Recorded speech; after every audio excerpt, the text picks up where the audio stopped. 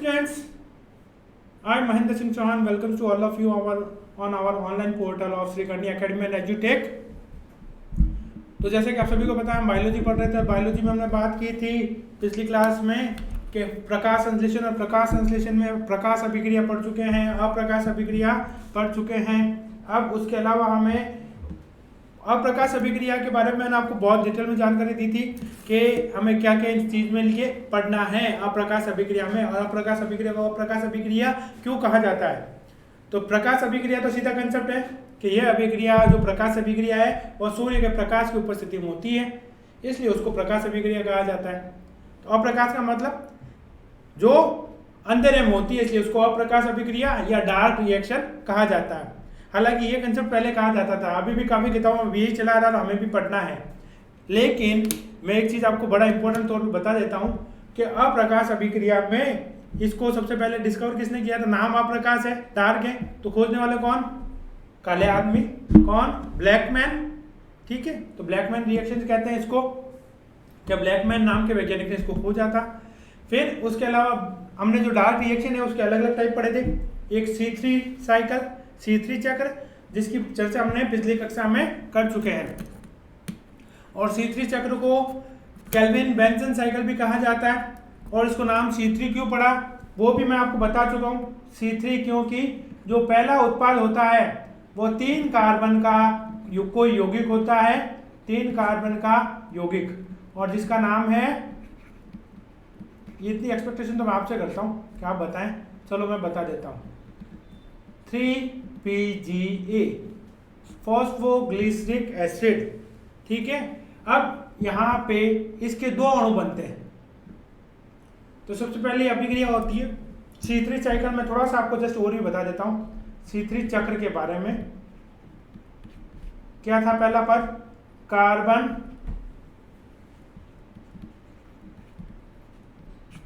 स्थिरीकरण,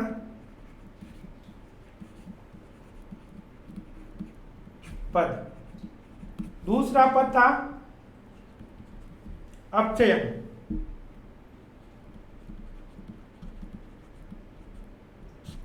और तीसरा था RUBP का पुनः निर्माण। RUBP का फुल फॉर्म क्या है ये आप लोग मुझे बताइएगा, क्योंकि मैं बता चुका हूं। RUBP का पुनः निर्माण। अब मैं यहां से आपसे 2 क्वेश्चन पूछना चाहता हूं। एक तो एक CO2 अणु के स्थिरीकरण में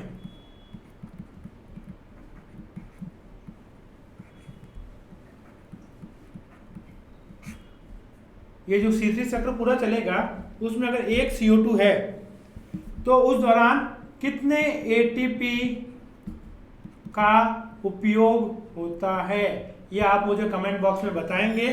ठीक है, और सेकंड क्वेश्चन मेरा ये है कि इसी प्रक्रिया के दौरान कितने अणु NADPH2 के उपयोग होंगे। ठीक है, एक अणु कार्बन डाइऑक्साइड से संबंधित है। अब सेकंड बात कर रहे हैं अपन इसी में कि मुझे एक अणु ग्लूकोज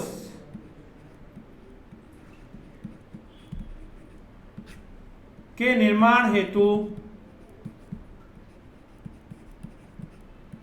बड़े इंपॉर्टेंट क्वेश्चन है, आप बड़े इंटरेस्टिंग है, आप इनको सॉल्व कीजिएगा, जरूर आंसर कीजिएगा। अब आपको भी पता पड़ेगा हमें कितना याद है, नहीं याद है तो मुझसे पूछिएगा। ठीक है, एक अणु ग्लूकोज के निर्माण हेतु कितने अणु या कितने ATP व NADPH2 की आवश्यकता होगी।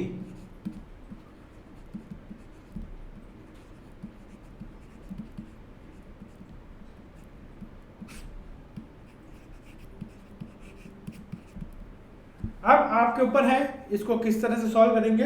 ठीक है, मुझे कमेंट बॉक्स में आंसर जरूर बताइएगा क्वेश्चन के रेफरेंस में। ठीक है, कि इस एक अणु के लिए CO2 के लिए इतने ATP, इतने NADPH2, और एक अणु ग्लूकोज के निर्माण के लिए इतने अणु ATP और इतने अणु NADPH2। ठीक है, फिर अपचयन और आरयूबीपी का पूरा निर्माण, ये सारी चीजें हम पढ़ चुके हैं। लेकिन आपके मन में किसी प्रकार का डाउट है तो आप पूछ सकते हैं। इसी के साथ हम चलते हैं आज नए टॉपिक की ओर। C2 चक्र नाम सुना था, जैसे मैंने केल्विन साइकिल में बताए थे ना, C3 चक्र, C2 चक्र, C4 चक्र और कैम्प्लांस। तो अब बात करने जा रहे हैं आज C2 चक्र। अब C2 चक्र क्या है? यह संबंधित है प्रकाश श्वसन से। किससे संबंधित है?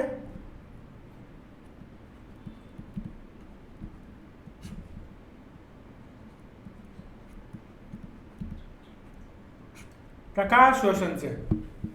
अब इसके संबंधित इंपॉर्टेंट चीजें, जैसे एक एंजाइम पढ़ा था हमने, कौन सा एंजाइम?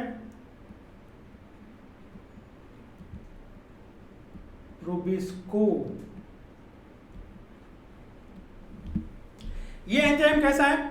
ये एंजाइम जैसे मैंने बताया राइबोलोज, बिसफॉस्फेट, ठीक है, कार्बोक्सिलेज, और O का मतलब ऑक्सीजनेज, तो C का मतलब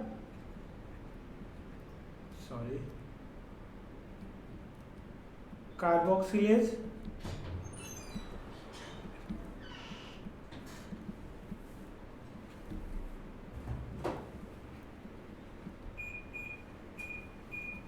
और O का मतलब होता है ऑक्सीजनेज।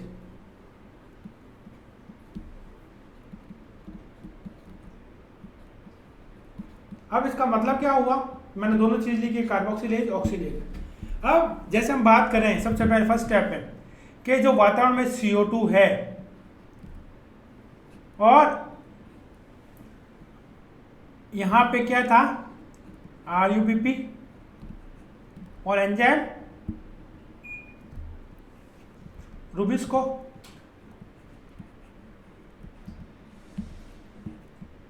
ये वही एंजाइम जो अभी लिखा हमने। अब मैं बात करूं कि ये तो हमने बात की थी C3 चक्र में, इधर सिर्फ CO2 के बारे में चर्चा की थी। अब मैं कहूं वातावरण में CO2 भी है और क्या है? O2 भी है, ऑक्सीजन भी तो है। CO2 और O2 दोनों ही वातावरण में अवेलेबल है।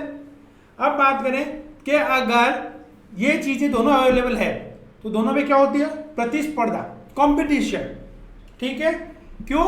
क्योंकि रुबिस्को के पास अगर बात करें तो दोनों चीज हैं, वो CO2 को भी फिक्स कर सकता है और ऑक्सीजन को भी फिक्स कर सकता है। कहां? RUBP के साथ। तो हमने C2 चक्र में बात, C3 चक्र में तो CO2 को फिक्स कर दिया था, तब बना था क्या? 3PGA।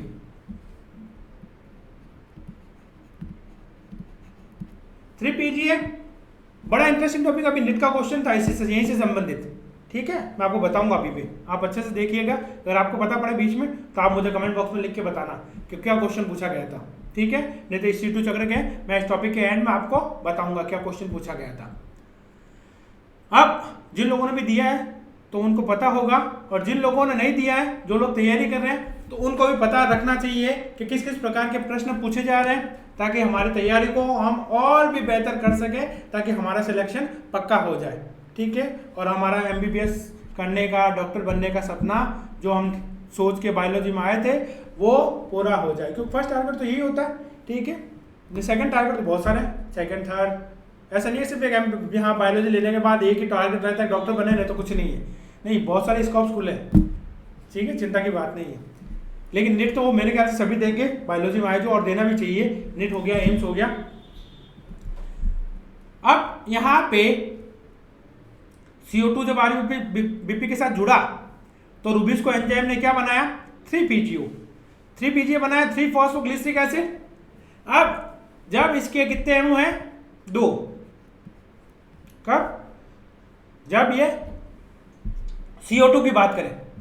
लेकिन सपोज यहां पर CO2 नहीं है और ऑक्सीजन प्रतिस्पर्धा में जीत गया, CO2 को उसने हरा दिया, ये कह रहा नहीं अब तो RUBP के साथ मैं ही जुड़ूंगा और मैं रुबिस्को एंजाइम की उपस्थिति, रुबिस्को भी इसको फेवर करेगा, ऑक्सीजन को, ठीक है।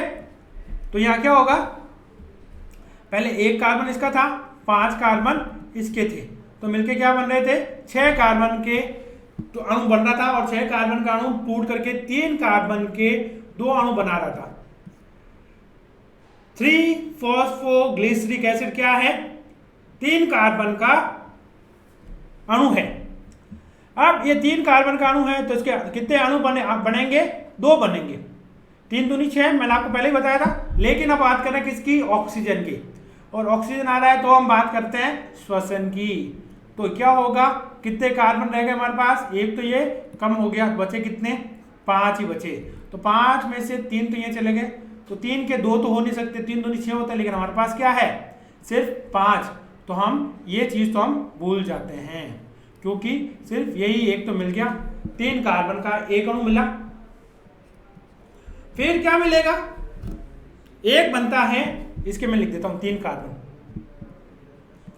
ये 3 कार्बन का प्लस क्या मिलेगा, एक अणु बनता है ग्लाइकोलेट। क्या बनता है, ग्लाइकोलेट। ये जो ग्लाइकोलेट होता है, ये होता है 2 कार्बन का अणु। तो 3 ये 2 ये दोनों जुड़ करके कितने हो गए, 3 और 2 5। 5 कार्बन हमारे RUBP के हैं, तो उसको हमने बैलेंस कर लिया यहाँ पर। तो 3 और 2 5 हो गए। अब ये प्रक्रिया क्या होती है, 3 और 3 मिलकर के आगे चल के 6 कार्बन का एक ग्लूकोज बना रहे थे, लेकिन अब हमारा कार्बन घट गए हैं, तो क्या है, सिर्फ एक 3PG बचा है। अब इसका प्रोसेस की बात करें तो एक तरह से अपन कहेंगे, हमने RUBP के चक्र के दौरान, ये एक कैसी साइकिल है, वेस्टफुल साइकिल है। क्यों है, क्योंकि अब बात करेंगे। तो कुल मिलाकर के ये चीज आपको अभी तक समझ में आई, एक तो 3 कार्बन का अणु बना, एक 2 कार्बन का अणु बना, तो हमारे 5 कार्बन RUBP के बैलेंस हो गए। अब ये ग्लाइकोलेट, अभी तक ये जो पूरी चक्र कहां हो रहा था, कौन से कोशिकांग में हो रहा था, हरित लवक। कौन से, हरित लवक। अब यहां से ये ग्लाइकोलेट जो है, अब ये ग्लाइकोलेट यहां से निकल करके एक अन्य कोशिकांग होता है जिसको कहा जाता है पेरोक्सीसोम। पेरोक्सीसोम, इस कोशिकांग के भीतर ये ग्लाइकोलेट चला गया।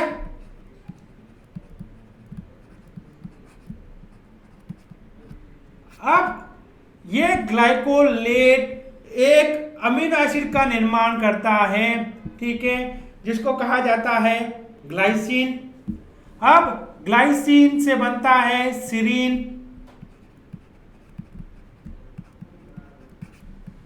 ग्लाइसिन, फिर ये ग्लाइसिन आगे अन्य कोशिकांग में जाता है, ठीक है, फिर बनेगा सीरीन। और ये सीरीन बनने का जो प्रोसेस होता है, ये होता है माइटोकॉन्ड्रिया में।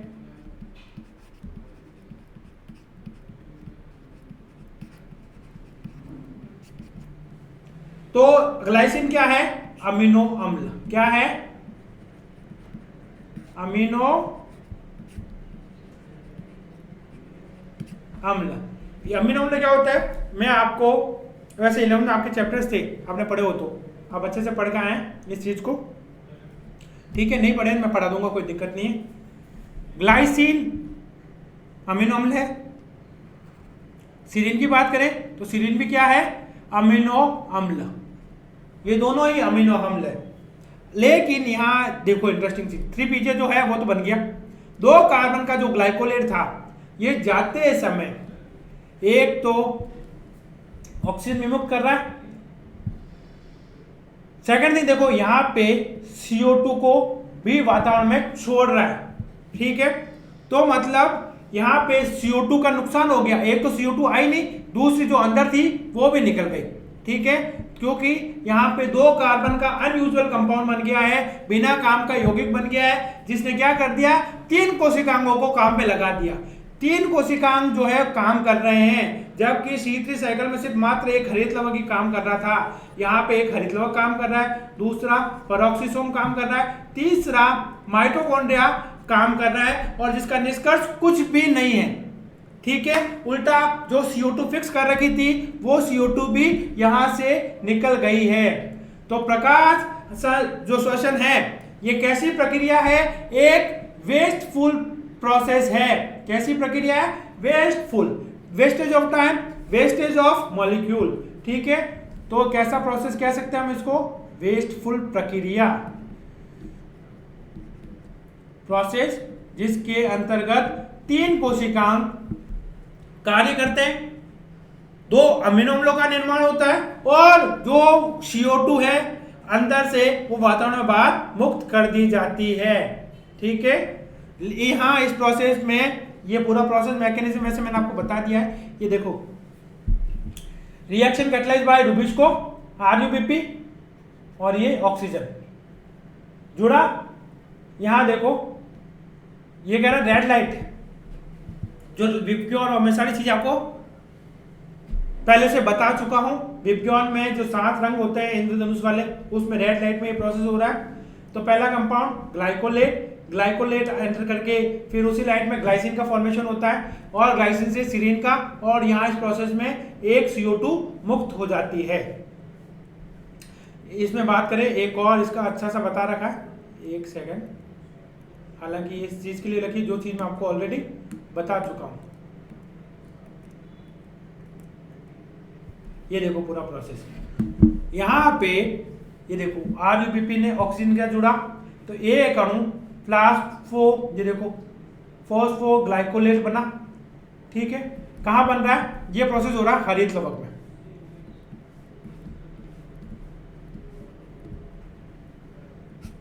हरित लवक में हुआ, उसके दौरान एक इनऑर्गेनिक फॉस्फेट जो है मुक्त कर दी जाती है, तो क्या बना? ग्लाइकोलेट। ये यहां तक का प्रोसेस हरित लवक में। फिर ये ग्लाइकोलेट कहां एंटर करता है? परऑक्सीसोम में। परऑक्सीसोम,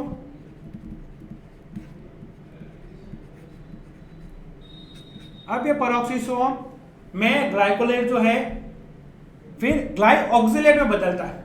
किसमें? ग्लाइऑक्सिलेट।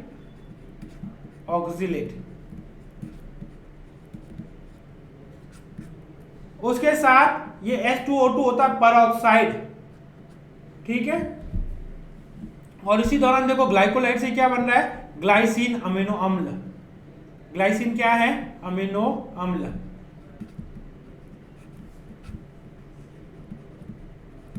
अब ये ग्लाइसिन जो है माइटोकॉन्ड्रिया में एंटर करता है, उस दौरान एक NH3 को मुक्त करता है, एक CO2 को मुक्त करता है, और इस प्रोसेस में बात करेंगे NADH का निर्माण जरूर होता है। ठीक है, NAD से NADH का निर्माण होता है जब ग्लाइसिन से सीरीन अमीनो अम्ल बनता है। तो यहाँ ग्लाइसिन भी क्या है? अमीनो अम्ल, और सीरीन भी क्या है? अमीनो अम्ल। ठीक है, फिर ये सीरीन वापस बात करें, ये सीरीन जाता है परऑक्सीसोम में, और परऑक्सीसोम में बात करें हाइड्रोक्सी परऑक्सी पाइरुवेट बनता है, जहां पे वापस से जो NADH बनाया था, हमने ऊर्जा बनाई थी, उस ऊर्जा का ह्रास हो जाता है और ग्लाइसेट बनता है। तो हमें मुख्य रूप से इस प्रकाश शोषण से संबंधित क्या बातें याद रखनी है? तो प्रकाश शोषण से संबंधित ये बात याद रखनी है, एक तो इसमें क्या होता है?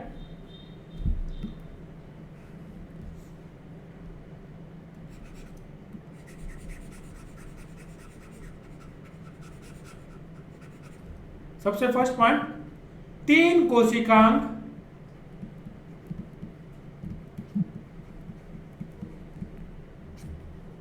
भाग लेते हैं, मतलब 3 कोशिकांगों को इसने काम पे लगाया। ठीक है, ग्लूकोज का निर्माण नहीं होता है,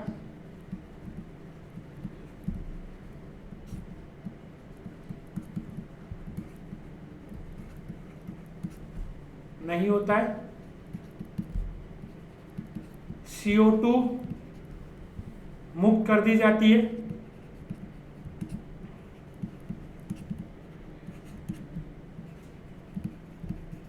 और अब उसके अलावा 2 अमीनो अम्लों का निर्माण होता है। 2 अमीनो अम्लों का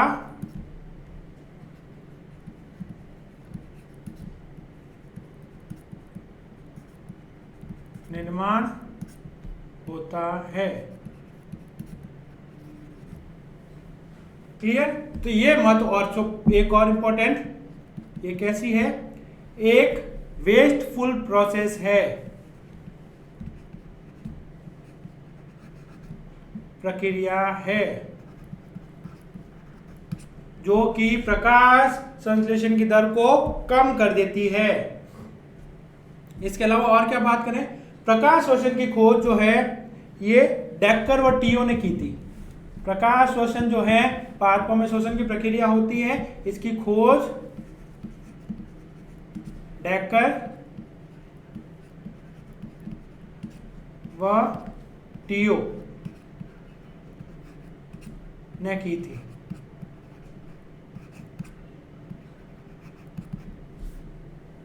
और इसको एक और नाम से जाना जाता है वारबर्ग इफेक्ट, वारबर्ग प्रभाव, वारबर्ग प्रभाव इसी को कहा जाता है। तो ये लिखा हमने इसमें कि ग्लाइसिन अमीनो अम्ल is the intermediate of glycolate pathway that produce in the peroxisome by the transamination reaction of glyoxylate. तो आपको इसमें ध्यान नहीं देना है, मैंने वो चीज बताई जो ही है कि सबसे पहले हरित लवण में किसका निर्माण होता है, फॉस्फोग्लाइकोलेट, जो कि बदलता है ग्लाइकोलेट में, और एक ग्लाइकोलेट जो है पेरोक्सोसोम में जाता है, जो बाद में परिवर्तित होता है ग्लाइऑक्सिलेट में। और जो ग्लाइऑक्सिलेट बाद में ग्लाइसिन बनता है, और ग्लाइसिन कहाँ बनता है, पेरोक्सिसोम में। और तीसरा कोशिकांग जो है, फिर ये ग्लाइसिन जाता है माइटोकॉन्ड्रिया के भीतर, जहां पे CO2 को मुक्त कर दी जाती है, ठीक है। और ग्लाइसिन से सीरीन अमीनो अम्ल का निर्माण किया जाता है, और माइटोकॉन्ड्रिया को क्या कहा जाता है, शक्ति ग्रह। इसी कारण से क्या हो रहा है, यहाँ पे NADH2 का निर्माण हो रहा है, जो कि एक एनर्जी का सोर्स है। अब ये NADH2 वापस से उपयोग कर ली जाएगी कहाँ पे, पेरोक्सिसोम में, ग्लिसरेट के निर्माण में। और ग्लिसरेट से वापस हम बात करेंगे तो RUBP का निर्माण होता है। इस दौरान भी एक ATP ऊर्जा खर्च हो जाती है। तो टोटली यहाँ पे एनर्जी जो हमने बनाई थी वो टोटली वेस्ट हो रही है। एक तो ATP अणु यहाँ खर्च हो गया, ग्लाइसरेट से वापस RUBP बनाएंगे, और एक NADH जो माइटोकॉन्ड्रिया में बना था वापस वो पेरोक्सिसोम में हाइड्रोक्सी पाइरुवेट से ग्लिसरेट बनाने में खर्च हो गया। Serine produce by condensation of 2 glycine in mitochondria, ठीक है। 2 ग्लाइसिन अणुओं के जुड़ने से सीरीन बनता है, और वो भी कहाँ, माइटोकॉन्ड्रिया में। Glycolate pathway CO2 and NH2 release in mitochondria. मैं जैसे बता दिया, यहाँ पे NH3 और CO2 का निष्कासन कहाँ होता है, माइटोकॉन्ड्रिया में। H2O2 formed as a glycolate oxidation in rendered harmless by peroxidase in the peroxisome, ठीक है। अब जो है, अब यहाँ पे जो यहाँ इस प्रोसेस से जो H2O2 बना जो पेरोक्साइड है वो हार्मफुल होता है, ठीक है, जिसको वापस से हार्मलेस में कन्वर्ट किया जाता है पेरोक्सिसोम में ही। तो ये सारी चीजें हैं प्रकाश शोषण से संबंधित, जो इंपॉर्टेंट चीजें थी सारी मैंने बता दी, पूरा प्रकाश शोषण बता दिया आपको। तो आपको याद क्या करना है, सिर्फ और सिर्फ ये 3 डब्बे याद रखने हैं, और कुछ भी नहीं रखना है।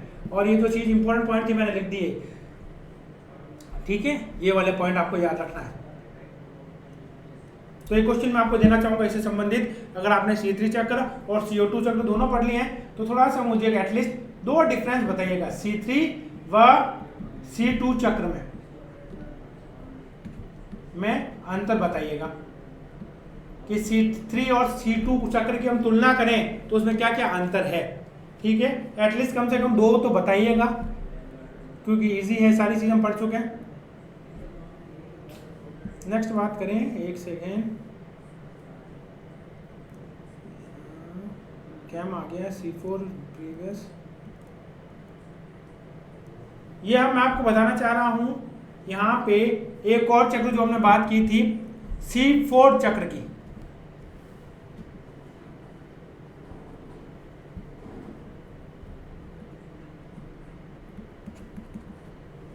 अब क्या C4 चक्र, पहले तो C4, ये जो C4 चक्र है कहाँ पाया जाता है, C4 पादपों में।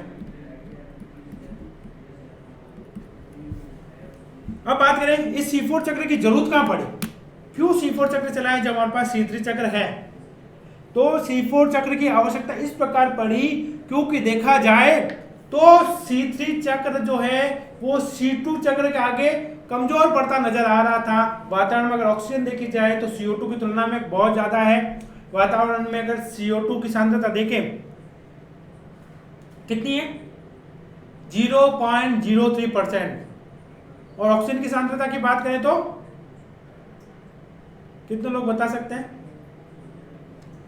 20.8%, लगभग 21% वातावरण में ऑक्सीजन है और CO2 की मात्रा 1% भी नहीं, एक छोड़ो आधा प्रतिशत भी नहीं है। ठीक है, तो CO2 जो है ऑक्सीजन की तुलना में कमजोर पड़ता हुआ नजर आ रहा था। तो इसलिए पादपों को क्या हुआ, प्रकाश संश्लेषण की प्रोसेस में दिक्कतें आने लगी। अब इन दिक्कतों को दूर करने के लिए C4 पादपों का उच्च विकास हुआ। मतलब पादपों ने कहा ये तो दिक्कत हो जाएगी, अपन तो प्रकाश संश्लेषण से खाना बना ही नहीं पाएंगे और अपन दूसरों से खाना भी नहीं ले पाते हैं। तो ये बड़ी समस्या, विचित्र समस्या है कि ऑक्सीजन तो हर बार आके जुड़ जाता है और प्रकाश शोषण करता है और हमारे प्रकाश संश्लेषण की दर में गिरावट आ रही है। जो हम CO2 जैसे तरीके से लाते हैं वो CO2 भी प्रकाश शोषण में क्या हो रही है, वातावरण में मुक्त कर दी जा रही है माइटोकॉन्ड्रिया के द्वारा जब ये प्रोसेस होता है प्रकाश शोषण। तो उन्होंने क्या किया, हम अपने अंदर चेंजेस लाने लगे। तो चेंजेस किस प्रकार के, तो उसके कारण से हुआ C4 चक्र का विकास और C4 पादपों का विकास। और C4 चक्र के बारे में जो बताने वाले वैज्ञानिक हैं वो है हैच व स्लैक। इस कारण से इसको कहा जाता है हैच व स्लैक चक्र, हैच व स्लैक साइकिल या हैच व स्लैक चक्र। अब पादपों में क्या क्या चेंजेस आए, ठीक है, तो चेंजेस जो कुछ इस प्रकार से आए, उन्होंने अपनी जो आकारिकी है उसमें परिवर्तन लाए। तो जो परिवर्तन लाए उसको कहते हैं क्रेंज एनाटॉमी, क्रेंज एनाटॉमी। ठीक है, अब इसको क्रेंज एनाटॉमी में होता क्या है, ये दिख रहा है आपको, पादपों में दो प्रकार की कोशिकाएं पाई जाती हैं, एक तो मेसोफाइल सेल्स, दूसरी bundle sheath cells. Mesophyll cells होती है उसको कहते हैं पर्णमध्योतक की कोशिकाएं,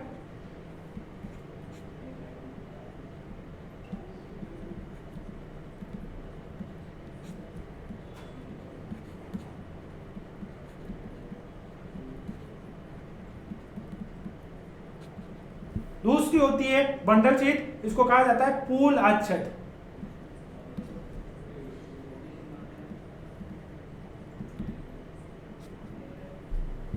पूल आच्छद, अब इनमें दोनों में फर्क क्या है।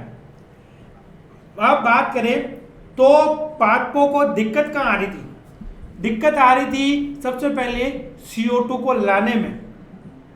कहां आ रही थी, CO2 के स्थिरीकरण में।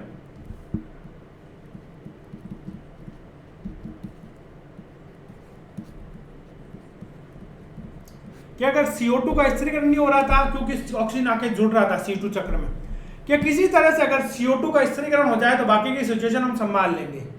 ठीक है, तो चलो उन्होंने एक जोड़ निकाला। तो क्या किया कि रुबिस्को के लिए है, रुबिस्को ऑक्सीजन को पकड़ के पहले जोड़ देता है तो हम रुबिस्को पे डिपेंड ना रहे। क्या करते हैं, चलो CO2 आया, CO2 ने 3 कार्बन के कंपाउंड से मिलकर के, ये 3 कार्बन का एक कंपाउंड होता है जिसको कहा जाता है पैप या phosphoenol pyruvate, phosphoenol pyruvate.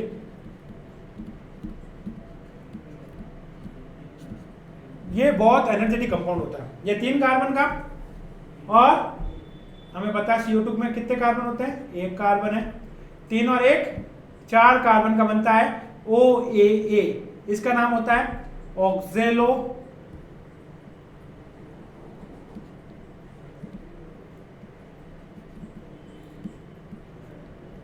Acetic अम्ल।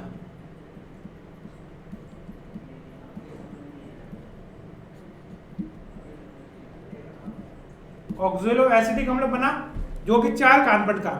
अब कुल मिलाकर के मैं कहने का मतलब का CO2 तो फिक्स हो गई, वातावरण से जो एयर से CO2 लाए थे उस CO2 को हमने क्या कर दिया, चिपका दिया, जोड़ लिया, पकड़ लिया।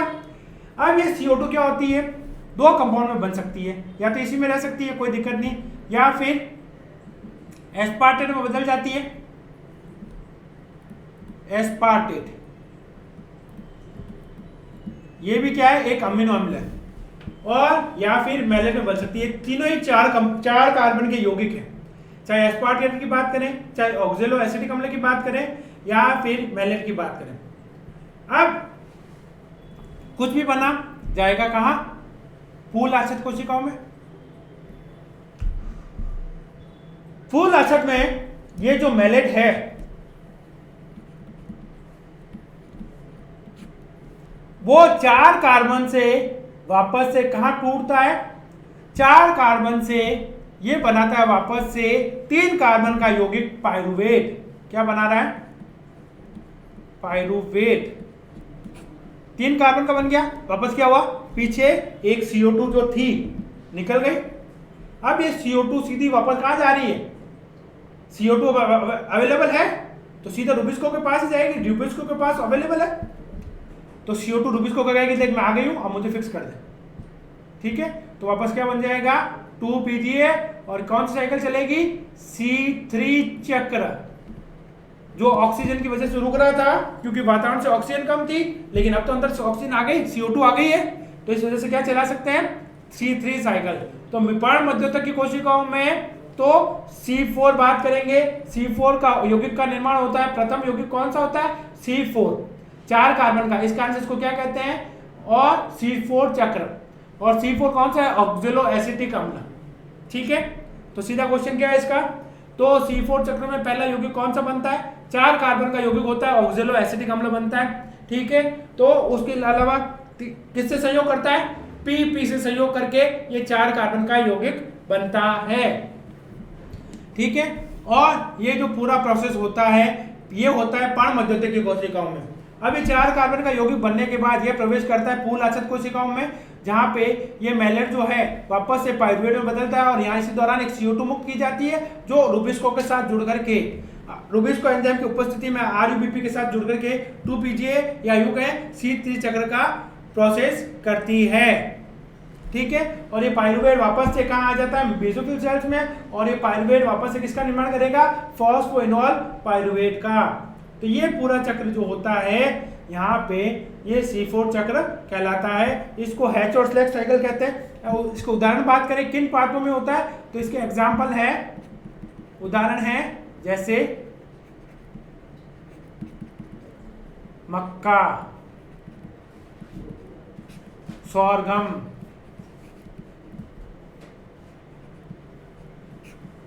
चिनोपोडियम,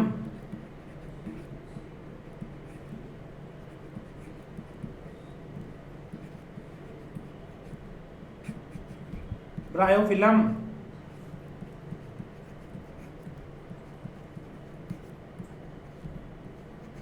इत्यादि पादपों में क्या होता है, इत्यादि पादपों में C4 चक्र होता है। और क्यों होता है, C4 पादपों का विकास क्यों हुआ, C2 चक्र से बचने के लिए, क्योंकि मैंने बताया कैसा C2 कैसा है, एक वेस्टफुल प्रोसेस होता है। तो मुझे लगता है ये, चलो इसके साथ एक टॉपिक छोटा सा रह जा रहा है, उसको भी बता ही देते हैं,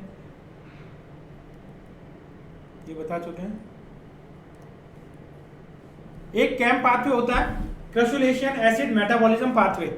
अब यहां बात करें, ये पाथवे जो होता है ये कहां होता है, इस पूरा लिख देता हूं,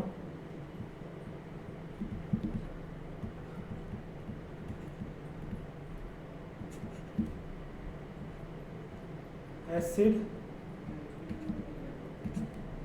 मेटाबॉलिज्म।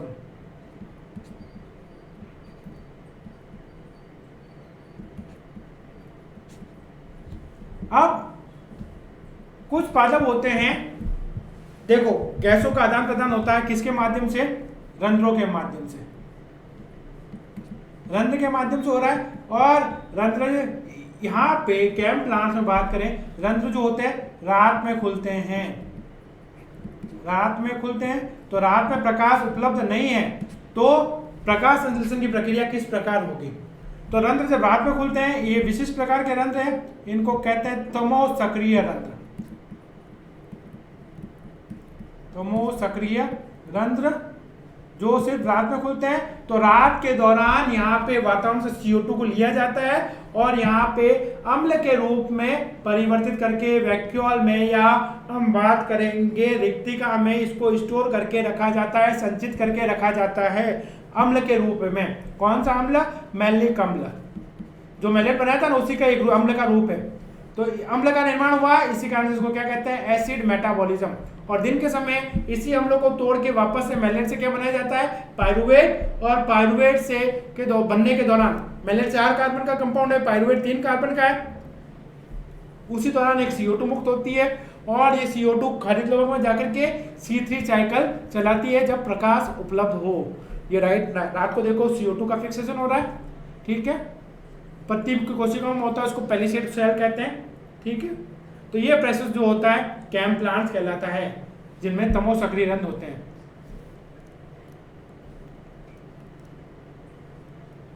तो दोस्तों आज की क्लास का हम यहीं समाप्त करते हैं, ठीक है। तो हमने सारी चीजें पढ़ ली। C3 चक्र, C2 चक्र, C3 और C4 की तुलना आपको करनी है, और C2 और C3 की तुलना भी आपको करनी है, और C2 और C4 की तुलना भी आपको करनी है। मुझे कमेंट बॉक्स में बताइएगा, नहीं तो मैं आपको बताऊंगा, इसके बारे में जानकारी दूंगा, ठीक है। तुलना मैं करके बताऊंगा, लेकिन आप बताएंगे मुझे तभी ना मुझे पता पड़ेगा। तो ये चीज बताइएगा मुझे। और उसके अलावा हमने सारी चीजें, ये पूरा चैप्टर पढ़ लिया है, जहां जहां से भी क्वेश्चन पूछा जाए आपका NCERT का सिलेबस पूरा कवर किया है। फिर भी अगर आपके मन में किसी प्रकार का डाउट रह रहा है, किसी प्रकार का प्रश्न उठ रहा है, तो बिल्कुल भी झिझकिएगा मत, तुरंत से अब तो कीपैड है, मोबाइल हाथ में है, फटाफट से यहाँ पे कमेंट बॉक्स में लिख दीजिएगा जो भी आपके मन का प्रश्न उठ रहा है, ठीक है। और उम्मीद करता हूँ ये वीडियो आपको अच्छा लगा होगा, तो इसको लाइक करना ना भूलें, ठीक है। और इसको शेयर कीजिए अपने फ्रेंड्स के साथ, जो भी इस आपके बायो से, हमारे बायोलॉजी से जुड़े हुए हैं, ताकि उन तक ये हमारा चैनल के बारे में जानकारी पहुंचे और ये महत्वपूर्ण जानकारी पहुंचे, ताकि वो भी इस लॉकडाउन के पीरियड में घर पे बैठ के पढ़ सकें। और हमारे चैनल को सब्सक्राइब करना बिल्कुल ना भूलें, अगर कर रखा है तो अच्छी बात है, नहीं किया तो तुरंत करें, ठीक है, ताकि हमारे नोटिफिकेशन जो है आपको तुरंत प्रभाव से मिल सके। तो इसी के साथ मैं महेंद्र सिंह चौहान अब आपसे आगे चाहूँगा। जय हिंद।